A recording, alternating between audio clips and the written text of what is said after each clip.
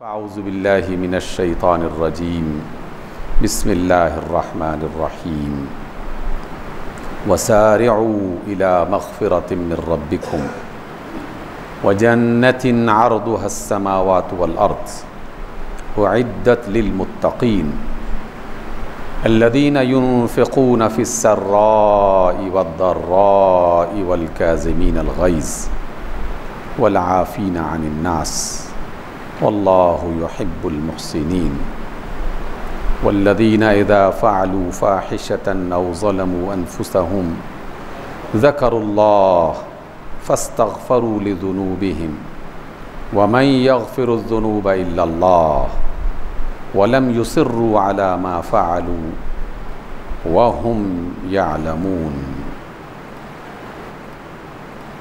सदक़ल्लाहु मौलाना अल-अज़ीम। सामिन गिरामी सूरत आले इमरान इसकी आयत नंबर 133 से लेकर 136 तक आपके सामने पेश की गई हैं। ये भी कुरान मजीद की उन मारूफ़ और मशहूर आयात में से हैं कि जिन्हें हर वक्त हमारे सामने रहना चाहिए और इसके माना और मफ़हूम को सामने रखते हुए अपने मामलात को दुरुस्त करना चाहिए। इसमें बशारतें हैं, खुशखबरियाँ हैं, मुसीबतों से निकलने के रास्ते हैं, ज़िंदगी गुजारने के तरीक़े हैं। एक मोमिन की और मुत्तक़ी की क्या सिफ़ात होनी चाहिए, किस तरह पहचाना जाए कि ये एक मोमिन और मुत्तक़ी आदमी है, उन सब का बहुत ही इजमाली अंदाज़ में और मुख्तसर अंदाज़ में ज़िक्र है। आइए इन आयात को हम ताज़ा करते हैं और अल्लाह रब्बुल इज़्ज़त से दुआ करते हैं कि अल्लाह इन आयात के मुताबिक हमें ज़िंदगी बसर करने की वो तौफ़ीक़ दे और इसमें जो वादे बताए गए हैं, जो खुशखबरियाँ सुनाई गई हैं, उनका हमें हक़दार बनाए और जो सिफ़ात बयान की गई हैं उन सिफ़ात को इख्तियार करने की हमें हिम्मत और तौफ़ीक़ अता फ़रमाए। अल्लाह फ़रमाते हैं वसारिअू इला मग़फ़िरतिम मिन रब्बिकुम, ऐ लोगो अल्लाह की अपने रब की मग़फ़िरत की तरफ तेज़ी से आगे बढ़ो। सुरात तेज़ी को कहते हैं, तेज़ी से आगे बढ़ो।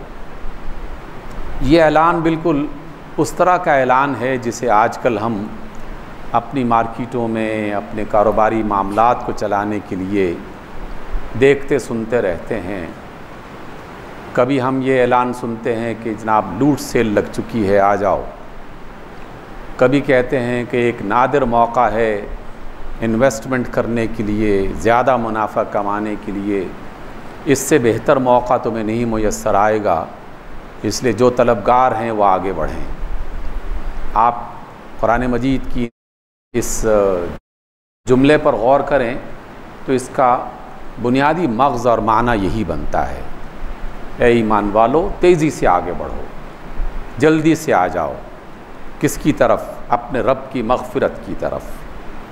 व जन्नतिन, और उस जन्नत की तरफ, अर्दुहस्समावातु वल अर्द, जिसकी वसअत ज़मीन व आसमान की वसअतों से बढ़कर है और बाज़ मकामात पर कहा कि उसके बराबर है।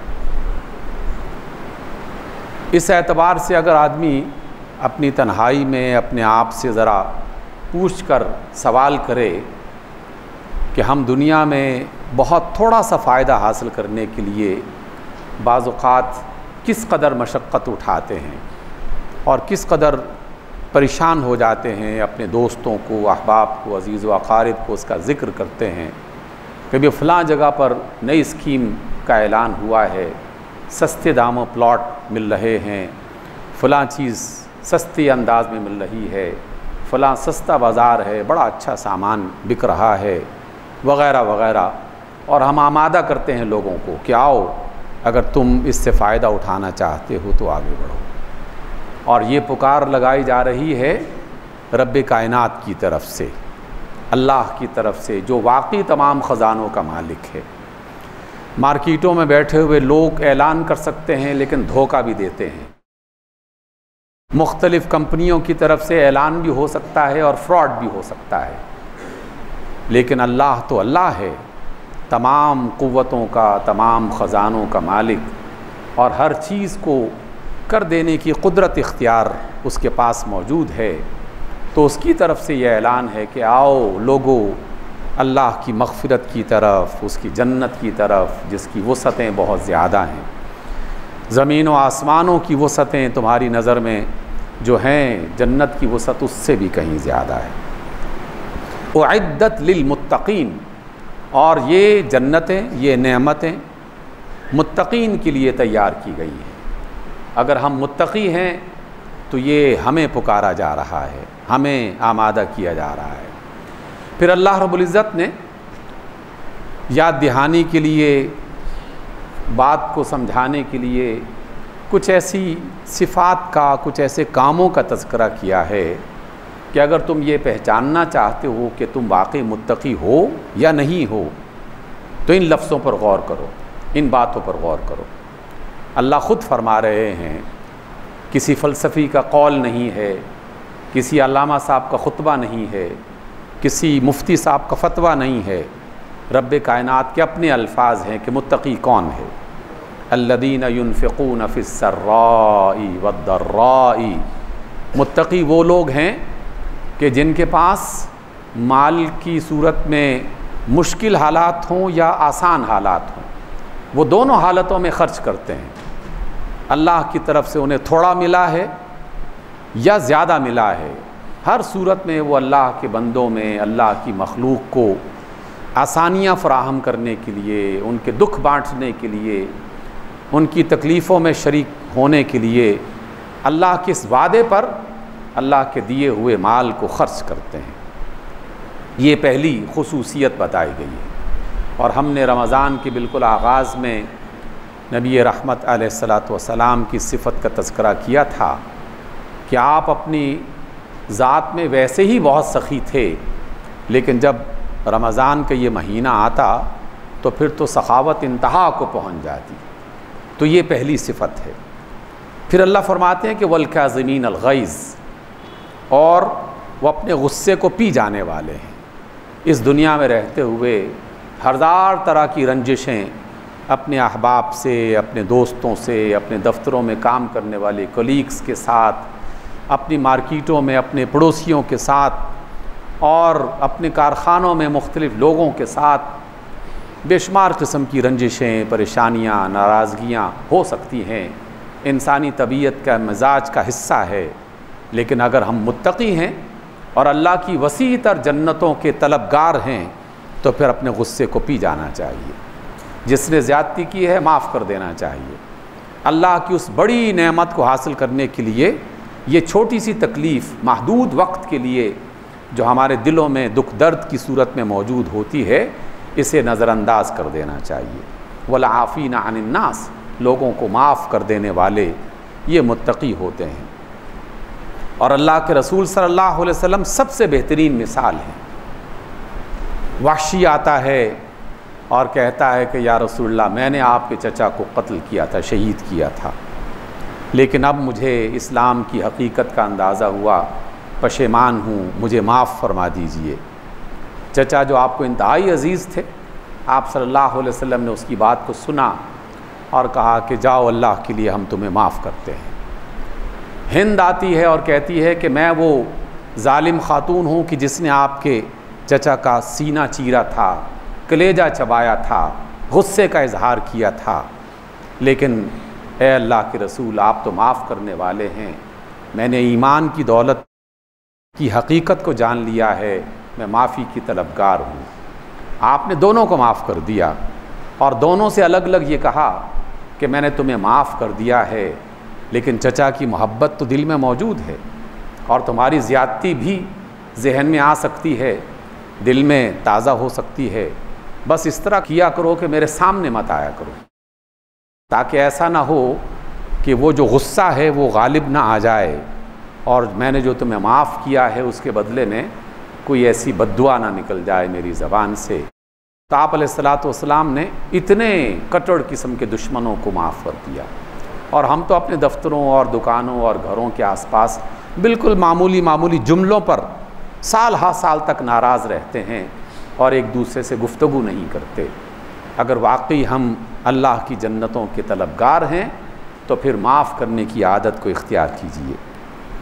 अल्लाह फरमाते हैं कि अल्लाहु युहिब्बुल मुहसिनीन, और अल्लाह ताला कामों को बेहतर अंदाज में करने वाले, अच्छे सूरत में करने वाले लोगों को पसंद करता है।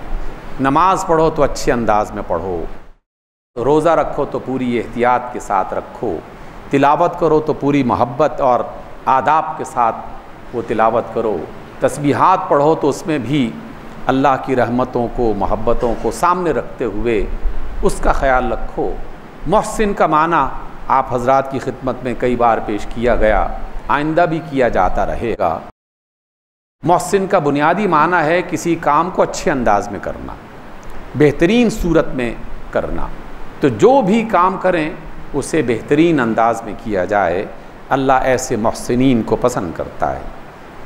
फिर अल्लाह रब्बुल इज़्ज़त ने बतौर ख़ास एक बात हमें तवज्जो दिलाई है, और वो ये कहा कि मुत्तकीन वो हैं इज़ा फ़अलू फ़ाहिशतन, जब भी कोई वो बुरा काम करते हैं, बदकारी वाला, बुराई वाला, नाफरमानी वाला, औ ज़लमू अनफुसहुम, ये अपने आप पर कोई जुल्म कर बैठते हैं।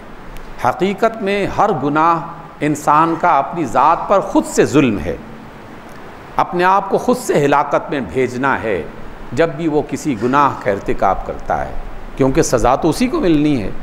तो जो अपनी सज़ा का बंदोबस्त ख़ुद कर रहा हो तो वो तो जालिम है। तो अल्लाह फरमाते हैं कि अगर तुमने कोई बुरा काम कर लिया या अपने आप पर कोई जुल्म कर लिया, लेकिन जैसे ही एहसास हुआ ज़करुल्लाह, अल्लाह को याद करना शुरू कर दिया कि अल्लाह तू हमारा रब है। आक़ा रहमत अलैहिस्सलाम फरमाते हैं कि दुनिया में कोई इंसान गुनाह करे और गुनाह के बाद फ़ौरन ये कहे, एहसास को ताज़ा रखते हुए, अपनी गलती पर शर्मिंदा होते हुए, ऐ मेरे रब मुझे माफ़ कर दे, तो अल्लाह इस बात पर इस कदर खुश होता है कि अपने फ़रिश्तों में बाकायदा इसका ज़िक्र करता है और कहता है अल्लाह कि देखो ज़मीन पर फ़लाँ बंदे ने गलती की, गुनाह किया, लेकिन उसे ख़बर थी कि उसका एक रब है जिसकी बिना पर उसने मुझे पुकारा और मुझसे मग़फ़िरत तलब की, और तुम गवाह रहो कि मैंने उसे माफ़ कर दिया और मैंने उसके लिए बख्शिश लिख दी। कुछ दिनों के बाद फिर गुनाह कर लेता है, फिर कहता है कि ऐ मेरे रब मुझे माफ़ कर दे, गलती हो गई। अल्लाह फिर अपने फ़रिश्तों से वही बात कहता है कि दुनिया में उस बंदे ने गलती की और उसको पता है कि उसका एक रब है जो उसको माफ़ करने वाला है, उसने मुझे पुकारा है तो मैंने उसको माफ़ कर दिया। आप अलैहिस्सलाम ने फरमाया कि अगर वो ज़िंदगी भर इस कैफियत से गुज़रता रहे लेकिन सच्चे दिल से तौबा करता रहे तो अल्लाह ताला भी उसे मुसलसल माफ़ करता रहेगा। और ऐसा नहीं है कि अल्लाह ताला किसी इंसान की माफ़ी को रद्द कर दे, बस शर्त यह है कि वो इखलास के साथ हो, धोखा ना हो, खेल ना हो, तमाशा ना हो। अगर उसका इखलास मौजूद है तो फिर अल्लाह ताला माफ़ करने के लिए हर वक्त तैयार है। फिर अल्लाह फरमाते हैं कि वो अल्लाह को याद करते हैं मुत्तकी, फस्तग़फ़रू लिज़ुनूबिहिम, और फिर वो अपने गुनाहों के हवाले से अपने अल्लाह से माफ़ी तलब करते हैं। फिर ये जुमला गौर कीजिए, अल्लाह फरमाते हैं कि वमन यग़फ़िरुज़्ज़ुनूबा इल्लल्लाह, अल्लाह के सिवा कौन है जो किसी के गुनाह माफ़ कर दे, अल्लाह के सिवा कोई और नहीं है। इसलिए दुनिया में कोई भी मजहबी पेशवा अगर अपने मुरीदों से ये कहता है कि तुम जितने चाहे गुनाह कर लो, मैं तुम्हें बख्शवा दूँगा, मेरे इख्तियार में है, तो वो झूठ बोलता है। इसका इख्तियार सिर्फ़ और सिर्फ अल्लाह रब्बुल इज़्ज़त के पास है। न जाने उस मजहबी पेशवा का अपना क्या हाल होगा हश्र के मैदान में, वो नादान जानता नहीं है। हाँ, हश्र के मैदान में अल्लाह अपने प्यारे इंसानों को, प्यारे पैगंबरों को, अपने प्यारे लोगों में से जिसको चाहेगा वो इसकी इजाज़त ज़रूर देगा कि हाँ, तुम अगर किसी के लिए सिफारिश करना चाहते हो तो अच्छी और सही सिफारिश करने की तुम्हें इजाज़त है। लेकिन ऐसा नहीं है कि दुनिया में कोई शख्स ये दावा कर दे और लोगों को गुनाहों पर आमादा करता रहे और कहे कि जो मर्ज़ी करते फिरो, मैं तुम्हें बख्शवा लूँगा। किसी की ताकत नहीं है कि अल्लाह के हुजूर वो अपनी ज़बान भी खोल सके और कोई जुमला भी कह सके। ख़ुद कुरान मजीद में सूरह नमा में पढ़ के देखिए, अल्लाह फरमाते हैं कि जिब्रील अमीन जैसे बुज़ुर्ग व बरतर फरिश्ते चुप सादे खड़े होंगे और हश्र के मैदान में किसी को बोलने की जुर्रत नहीं होगी, सिर्फ़ उसको कि जिसे अल्लाह रब्बुल इज़्ज़त इज़्न तकल्लुम देंगे, बोलने की जो है वो इजाज़त फरमाएंगे। इसलिए अल्लाह फरमाते हैं कि जिसने गुनाह किया तो कौन है जो अल्लाह के सिवा उसके गुनाहों को माफ़ कर दे। वलम युसिर्रु अला मा फ़अलू, और इस तौबा करने वाले की एक शर्त ये भी है कि जो उन्होंने किया, जो गलत किया, उस पर वो इसरार नहीं करेंगे, ढिठाई का मुजाहरा नहीं करते, उस पर अकड़ते नहीं हैं। तो ऐसे लोग मुत्तकी हैं, वहुम यालमून, और वो जानते हैं। क्योंकि अपने गुनाह पर, अपनी गलती पर अकड़ना और उस पर इसरार करना ये इब्लीस का शेवा रहा है और उसके साथियों का तरीक़ा भी यही है। सामीन गिरामी, हम मग़फ़िरत और माफ़ी और अल्लाह ताला की जन्नतों का ज़िक्र अक्सर करते रहते हैं और करते ही रहना चाहिए, क्योंकि कुरान मजीद भरा पड़ा है। हर दूसरी तीसरी सूरत में, हर आयत, कुछ आयत के बाद अल्लाह ताला इस बात को बयान करता है, तो कोई आखिर वजह है, इसलिए हम इसका ज़िक्र तो ज़रूर करते रहेंगे। अलबत्ता एक चीज़ लाज़िमन समझनी है, और वो ये कि हम इंसानों की दो हैसियतें हैं। एक फ़र्द की सूरत में मेरी हैसियत, आपकी हैसियत, आप जिस हैसियत में भी दुनिया में मौजूद हैं, बाप हैं, माँ हैं, बहन हैं, ताजिर हैं, मुअल्लिम हैं, डॉक्टर हैं, सिपह सालार हैं, किसी इदारे के सरबराह हैं, किसी मुल्क के हुक्मरान हैं, ये इनफरादी हैसियतों में भी ये तमाम सूरतें मौजूद हैं। इसलिए इन गुनाहों पर, इन गलतियों पर तो इनफरादी तौर पर ही अपने अल्लाह से बख्शिश मांगनी चाहिए। और ख़ास तौर पर आज जो हम रमज़ान की सातें गुजार रहे हैं, इसमें तो रात की तन्हाइयों में ज़्यादा बेहतर वक्त मुयस्सर आ जाता है। सहरी से 15-20 मिनट पहले उठ जाइए और अपनी तन्हाई में अपने अल्लाह को पुकारिए, तो यकीनन वो मेरी और आपकी पुकार को सुनता भी है और उस तलब को पूरा भी करता है। इसकी तो हमें कोशिश करनी ही चाहिए, और हर एक शख्स अपनी अपनी अल्लाह ताला की तरफ से दी हुई तौफीक के मुताबिक ये काम कर रहा है, लेकिन इसको बढ़ाइए। लेकिन सामीन मोहतरम, कुछ गुनाह और ज़ियादतियाँ ऐसी हैं जो इज्तिमाई तौर पर हमसे सरजद हो रही हैं, बहैसियत कौम, बहैसियत उम्मत, बहैसियत इंसान।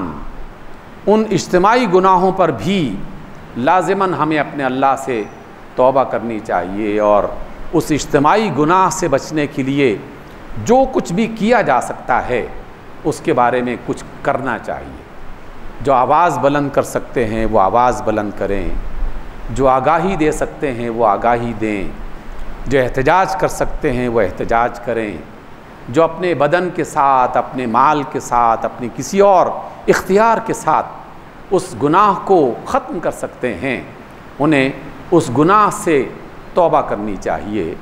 क्योंकि हमने ये बात भी बारहा सीखी, इकबाल ने जिसको अपने अंदाज़ में बयान किया कि फ़ितरत अफराद से इग़माज़ भी कर लेती है।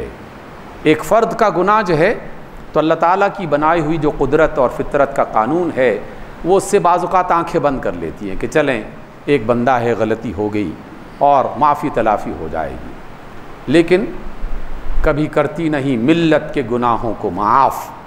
पूरी कौम, पूरी मिल्लत और मुल्क के अफराद इज्तिमाई अंदाज़ में अगर वो गुनाह करते चले जाएं और उसको दूर करने की कोशिश न करें तो फिर फितरत उन्हें माफ़ नहीं करती। ये जो वबा हम पर इस वक्त आई हुई है और गुज़श्ता 1 साल से ज़्यादा का अरसा गुज़र चुका, लाखों इंसान इसमें मुब्तला हुए और लाखों मुब्तला हो रहे हैं, और अभी शिद्दत में इजाफ़ा होने का लोग बता रहे हैं, ख़बरें आ रही हैं।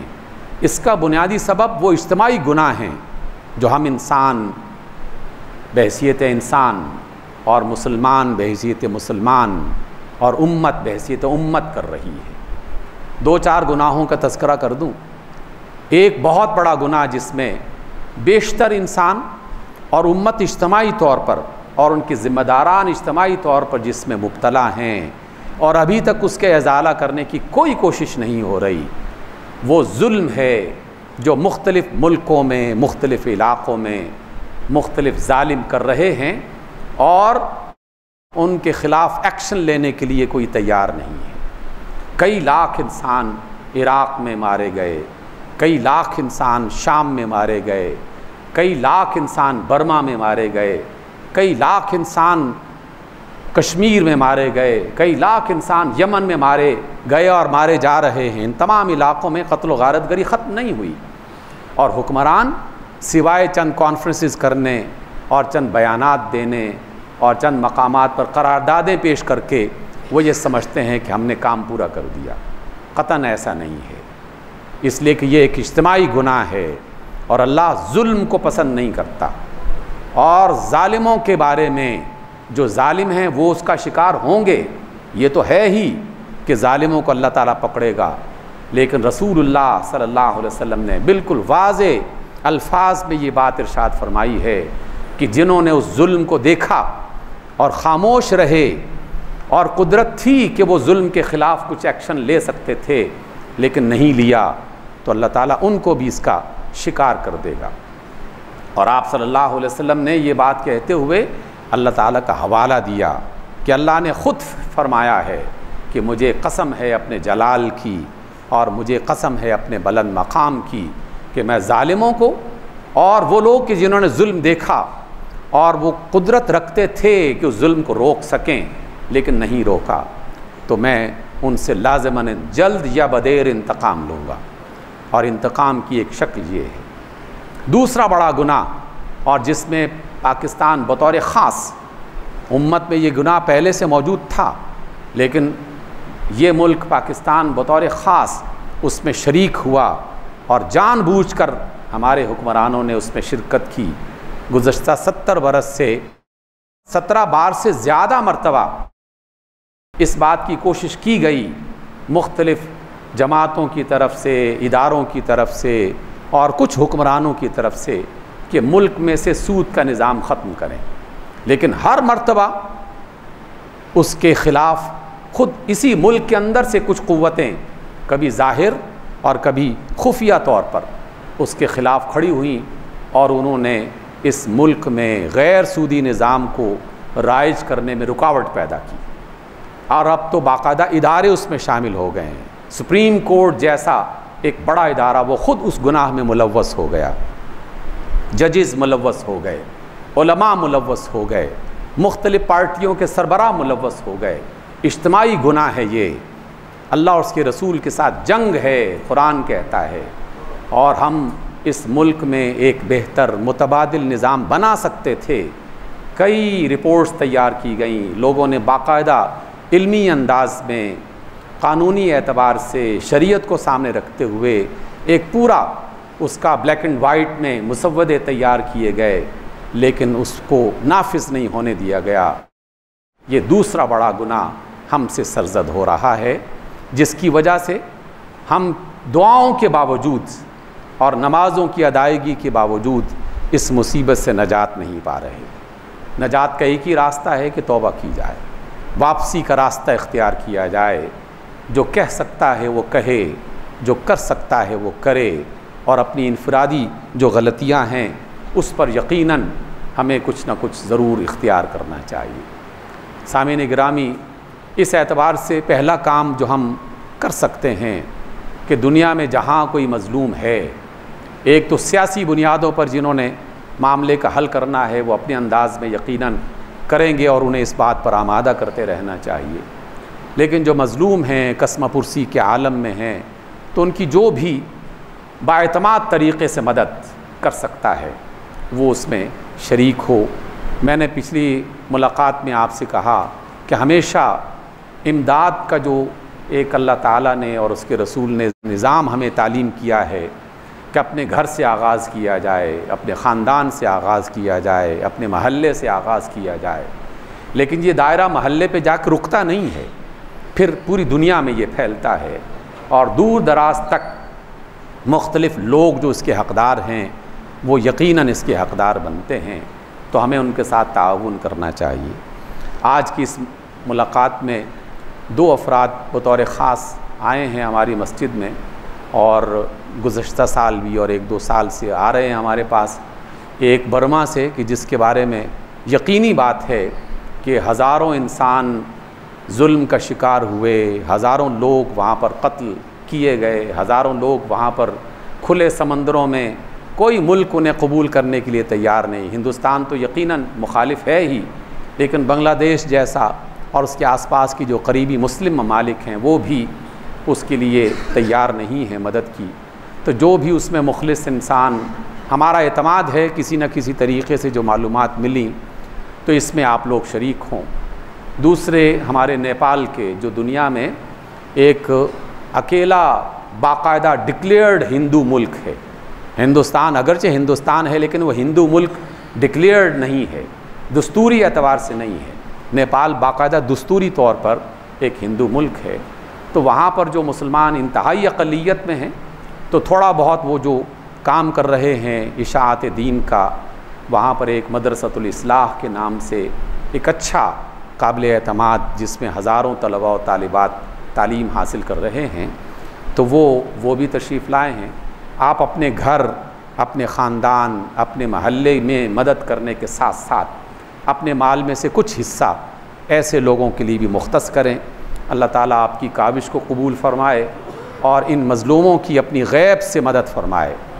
और तीसरी और आखिरी बात कि कश्मीर हकीकत में जुल्म की वो आमाजगाह है कि जिसके बारे में अब तो ख़बर भी कभी कभी और इंतहाई मुख्तसर तरीन अंदाज में याद है आपको कि गुज़श्ता साल जब हिंदुस्तान ने वहाँ पर बाकायदा लॉकडाउन का हुक्म जारी किया था, उसके बाद कोई 2-3 महीने तक ख़बर आती रही कि आज लॉकडाउन में 20 दिन हो गए, आज 2 महीने हो गए, आज 6 महीने हो गए, और अब तो ख़बर भी नहीं आती।